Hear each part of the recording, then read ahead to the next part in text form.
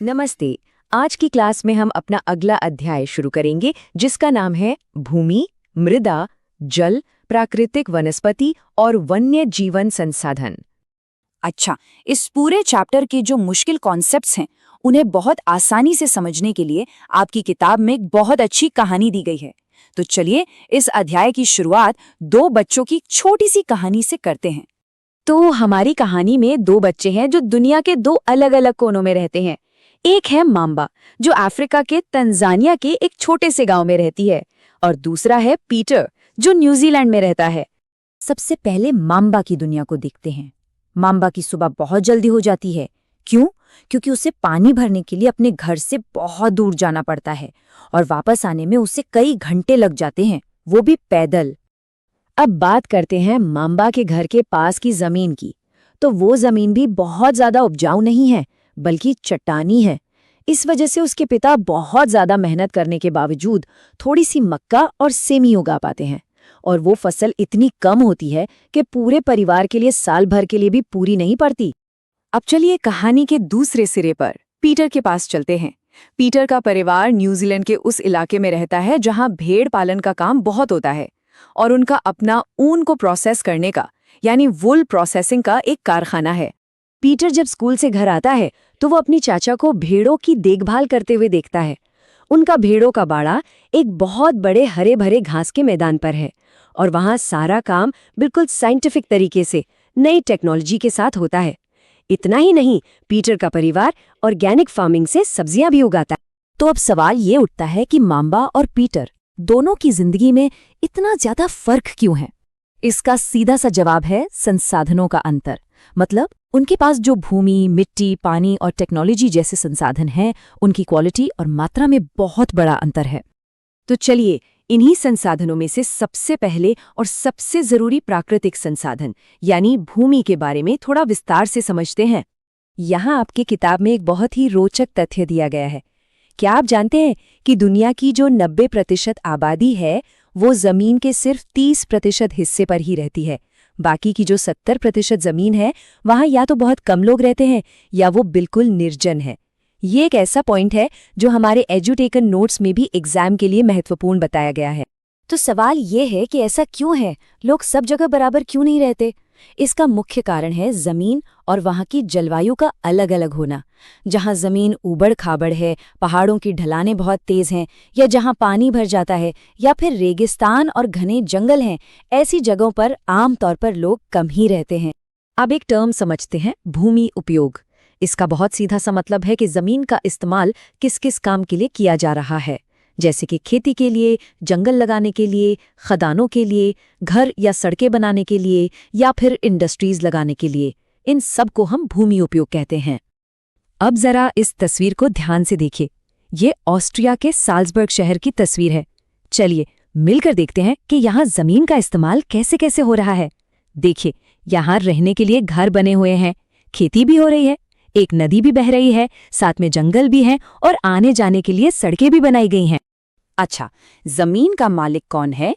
इसके आधार पर हम जमीन को दो हिस्सों में बांट सकते हैं। एक होती है निजी भूमि यानी प्राइवेट लैंड, जो किसी एक व्यक्ति या परिवार की होती है, और दूसरी होती है सामुदायिक भूमि, जिस पर किसी एक का नहीं बल्कि पूरे समुदाय का हक होता है। इसका इस्तेमाल सब लोग मिलकर करते हैं, जैसे जानवरों के लिए चारा लेना या फल इकट्ठा करना। इसीलिए इसे साझा संपत्ति संसाधन भी कहा जाता है।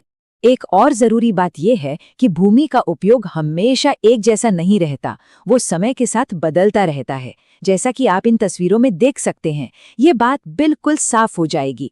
पहली तस्वीर में एक गांव का नजारा है जहां ज्यादातर खेती हो रही है, लेकिन जैसे जैसे आबादी बढ़ती है और विकास होता है, वही जगह धीरे धीरे एक घने बसे हुए शहर में बदल जाती है। अब देखिए, आबादी तो लगातार बढ़ रही है, लेकिन हमारे पास जमीन तो उतनी ही है, वो तो नहीं बढ़ सकती। और खेती या कंस्ट्रक्शन जैसी गतिविधियों के कारण जमीन की क्वालिटी गिर रही है, लैंडस्लाइड्स हो रहे हैं, जमीन रेगिस्तान में बदल रही है। तो अब ये समझना बहुत जरूरी हो जाता है कि हम इन संसाधनों को बचाएं कैसे।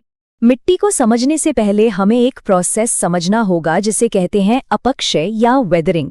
इसका मतलब है जब तापमान में बदलाव, पाला पड़ने, पौधों, जानवरों और हम इंसानों की गतिविधियों की वजह से बड़ी बड़ी चट्टानें टूटती हैं और धीरे धीरे खत्म होती हैं। यही मिट्टी बनने का सबसे पहला स्टेप। चलिए अब इस डायग्राम को देखते हैं। ये है मृदा परिच्छेदिका यानी सॉइल प्रोफाइल।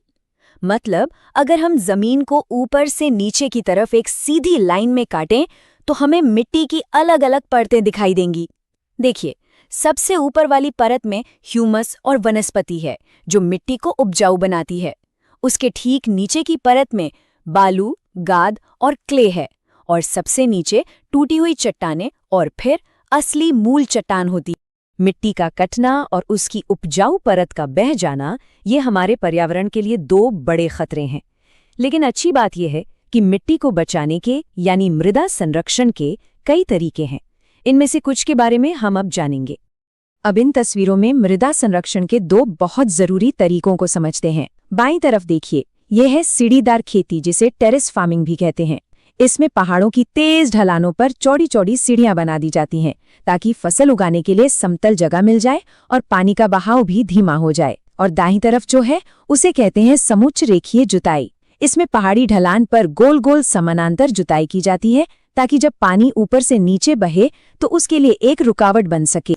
भूमि और मृदा के बाद अब हम अपने अगले बहुत ही महत्वपूर्ण संसाधन पर आते हैं, जल। हम सब जानते हैं कि जल एक नवीकरणीय प्राकृतिक संसाधन है, मतलब ये फिर से बन सकता है। हम अपनी पृथ्वी को जल ग्रह या वाटर प्लैनेट भी कहते हैं। क्यों? क्योंकि इसका लगभग 3/4 हिस्सा पानी से ढका हुआ है। पर क्या इसका मतलब ये है कि हमारे पास इस्तेमाल करने के लिए बहुत पानी है? इस चार्ट को देखिए, आपको जवाब मिल जाएगा। आप देख सकते हैं कि कुल पानी का 97.3% तो महासागरों में है, जो कि खारा है। मीठा पानी यानी फ्रेश वाटर सिर्फ 2.7% ही है। और कहानी यहीं खत्म नहीं होती। उस छोटे से 2.7% मीठे पानी का भी बहुत बड़ा हिस्सा, लगभग 70%, बर्फ की चादरों और ग्लेशियर के रूप में जमा हुआ है। तो इसका मतलब ये हुआ कि असल में हमारे इस्तेमाल के लिए सिर्फ और सिर्फ 1% मीठा पानी ही उपलब्ध है, और ये हमें जमीन के नीचे, नदियों में और झीलों में मिलता है। पानी की कमी का एक और बहुत बड़ा कारण है जल प्रदूषण। ये तस्वीर देखिए, ये यमुना नदी की हालत दिखा रही है। हम साफ साफ देख सकते हैं कि कैसे घरों से निकला गंदा पानी, फैक्ट्रियों का केमिकल वाला पानी और कचरा हमारे इस कीमती पानी के स्रोत को पूरी तरह से बर्बाद कर रहा है। तो आज की कक्षा में हमने भूमि, मृदा और जल, इन 3 बहुत ही जरूरी संसाधनों के बारे में विस्तार से समझा। हमने देखा कि ये हमारी जिंदगी को कैसे प्रभावित करते हैं, इनका इस्तेमाल कैसे कैसे होता है, और सबसे जरूरी बात कि इन्हें बचाना हमारे लिए क्यों इतना आवश्यक है।